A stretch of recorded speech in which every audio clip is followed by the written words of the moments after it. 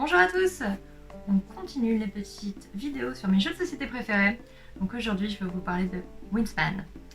Wingspan, c'est un jeu vraiment que j'adore, que j'ai pas mal attendu avant qu'il sorte, que j'ai eu l'occasion de tester en avant-première à Cannes, de l'année dernière. Et c'est un jeu qui peut être un peu clivant parce que le thème peut en rebuter certains. Moi je trouve qu'au contraire ça rajoute un vent de fraîcheur en fait dans l'univers des jeux de société parce que faut bien dire que de tabasser des dragons, aller dépouiller des donjons, construire des merveilles ou encore élever des moutons, on commence à avoir un petit peu des thématiques redondantes. Et là pour une fois voilà, c'est une thématique plutôt nature. Je trouve que le jeu est très bien réalisé en fait, il est vachement cohérent entre son thème et les mécaniques que vous allez y retrouver. C'est un jeu qui se joue de 1 à 5 joueurs.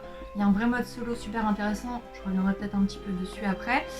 Il se joue très bien des 2 joueurs. C'est du jeu d'optimisation, de collection, d'optimisation et de course à l'objectif pour marquer des points de victoire. Ce que j'adore, comme souvent dans les jeux que j'aime, c'est que c'est un jeu qui est extrêmement rejouable. Les objectifs sont variés, il y a plus de 150 cartes différentes, donc je vous laisse imaginer un petit peu les combinaisons que ça peut vous offrir, sachant que vous avez peut-être joué 10-15 cartes maximum par partie. Donc voilà, le jeu est extrêmement riche.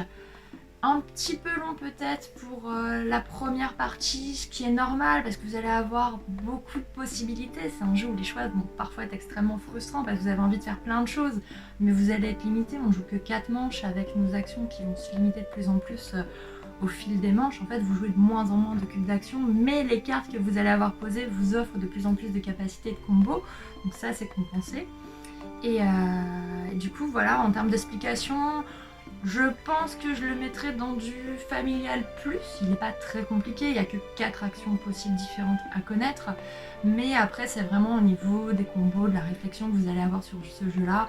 C'est pas non plus un vrai expert, je pense. Il est un petit peu en dessous de la gamme des experts. Mais il est vraiment extrêmement riche et voilà, un petit peu complexe, en tout cas pour les premières parties.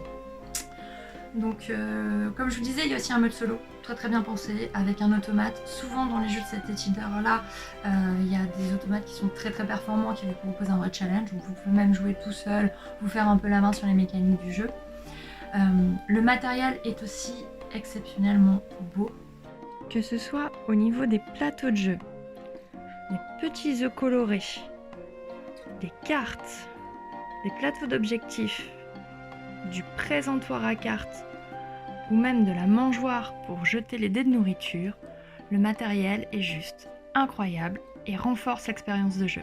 Si vous avez envie d'un jeu de société très intéressant, ultra rejouable, un petit peu plus complexe qu'un Catan ou qu'un Seven Wonders, vous pouvez sans souci partir sur Wingspan et vous allez pouvoir faire, je pense, un bon nombre de parties et redécouvrir le jeu à chaque fois, en tout cas sans vous lasser.